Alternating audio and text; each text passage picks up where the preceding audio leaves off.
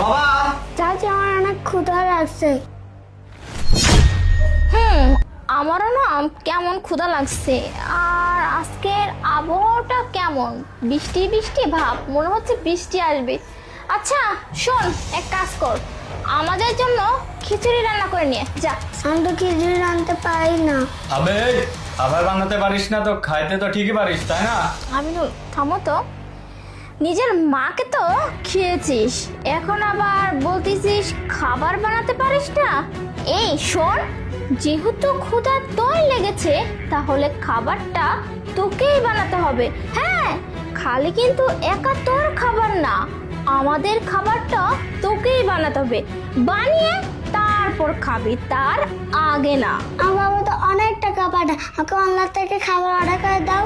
এ বাবা, মুখে কথা ফুটে গেছে। এই তোর বাবা মাসে যেই টাকা পাঠায় না সেই টাকা তোর স্কুলে খরচ হয়ে যায়, আর তোকে যে খাবার খাওয়াচ্ছি, তোকে যে দেখতেছি, এটাই তো বেশি। কথা কিন্তু বেশি বলিস না, যদি বেশি বলছিস না তাহলে কিন্তু একটা লাথি মেরে বের করে দিব।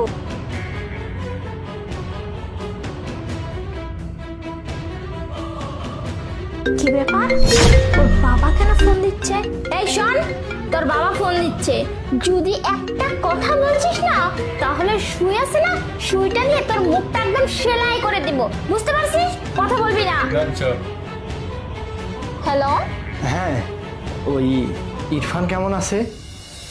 ইরফান ইরফান তো খুব ভালো আছে।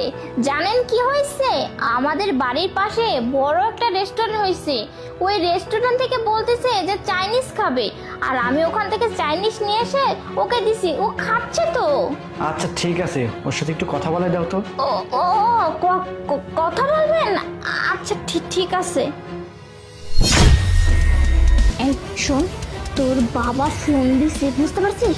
তোর বাবাকে যদি একটা কথা উল্টাপাল্টা বলছিস তাহলে তোর বাবা আস্তে আস্তে তোকে মেরে না একদম মাটির নিচে পুঁতে রেখে দেবো, বুঝতে পারছিস? কথা বল। বাবা আমি খেয়েছি।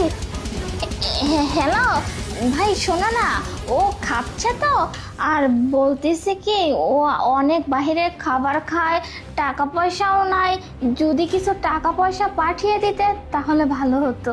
আচ্ছা ঠিক আছে ঠিক আছে ঠিক আছে, আমি টাকাটা পাঠিয়ে দিচ্ছি, রাখলাম তাহলে। আচ্ছা আচ্ছা ঠিক আছে, টাকাটা পাঠিয়ে দিন। আচ্ছা ভাই, আচ্ছা। আমার বাবাকে সব বলে দেবো। কি কি রে এদিকে? তোর বাবাকে সব বলে দিবি? কি বলে? বাবা কি সব বলে দিবি না? আর একটু শাস্তি কর।